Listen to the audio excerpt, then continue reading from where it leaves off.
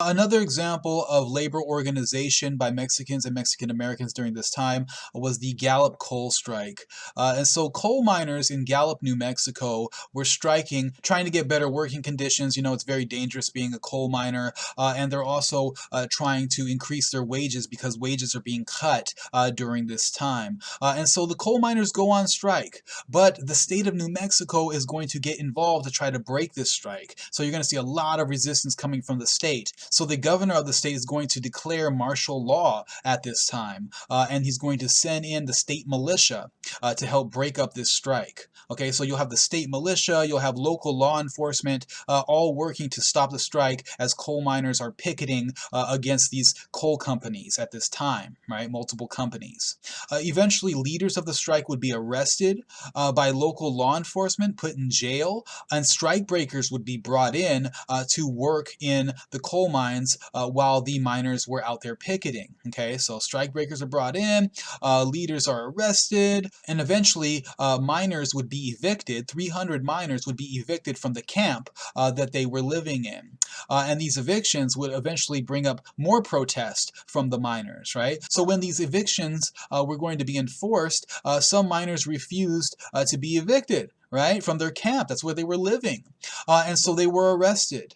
And once they were arrested, you're going to see this big backlash. The miners are going to be protesting, trying to get them out of jail. They're demanding that they be released from jail. Eventually, violence is going to break out, and the local sheriff will be shot and killed. Well, this is going to lead to mass arrests. Hundreds of miners will be brought in for questioning.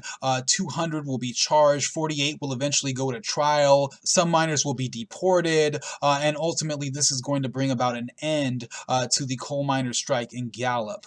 So once again, you see local authorities. You also see the state in this case.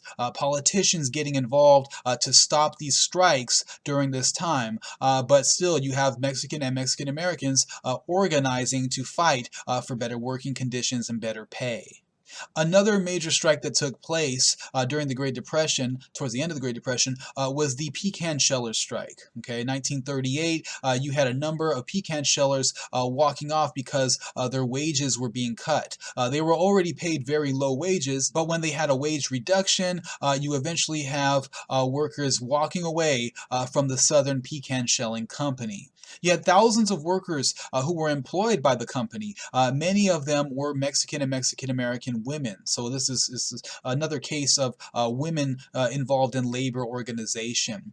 And so when their wages were reduced, they walked away from the company. They went on strike. And they were eventually able to gain a victory. One of the organizers that was heavily involved in the strike was Emma Tenayuca. Emma Tenayuca has a long history of being involved in activism, fighting for labor rights, fighting for aid relief. We'll talk a little bit more about that in a little bit. But Tenayuca reached out to the Mexican community and talked to individuals and basically got people to agree to not go work for the Southern Pecan Shelling Company, and so that basically she would limit the amount of people who would act as strike breakers. Okay, because that's one of the tactics of these companies, right? They bring in strike breakers so that they don't have to depend on the workers who are striking to replace them, basically. And so Emma Tenayuca went out to the community and got people to agree to not go work for the Southern Pecan Shelling Company, right? So no strike breakers. That makes the company have to really listen to the demands of the workers who are on strike. So the pecan shellers actually won a victory, right? They saw an increase in wages, and their union was recognized by the Southern Pecan Shelling Company. But unfortunately, their victory was tainted because shortly afterwards, the Fair Labor Standards Act was passed by the U.S. government.